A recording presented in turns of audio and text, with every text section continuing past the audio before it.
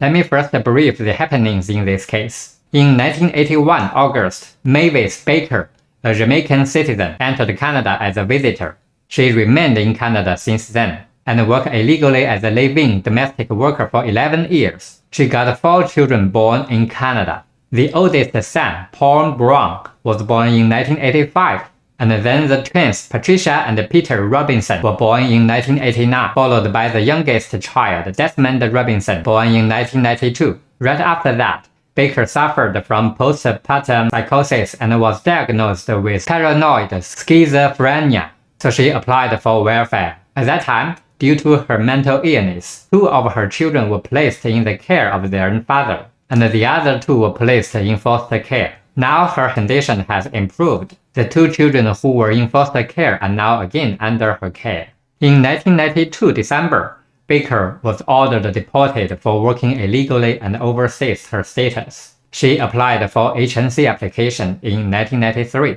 She submitted documentation including the submission letter from her lawyer and the letters from the doctor and the social worker. On April 18, 1994, the immigration officer M. Caden refused her application.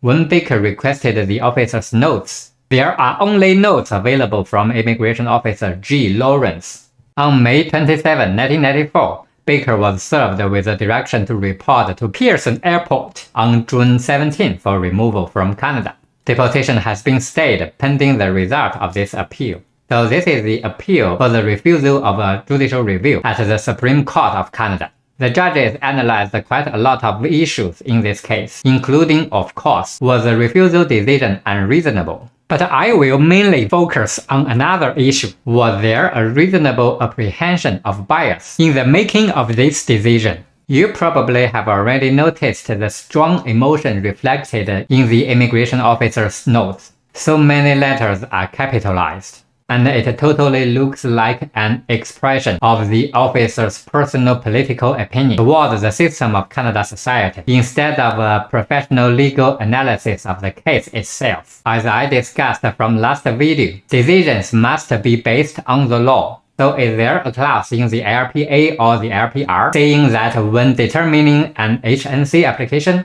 the burden brought by the applicant on the social welfare system should be considered as a relevant factor? Or is there a case law saying so? I couldn't find such a thing. So obviously this visa officer overrides the law itself with his own political opinion, which constitutes bias towards the applicant.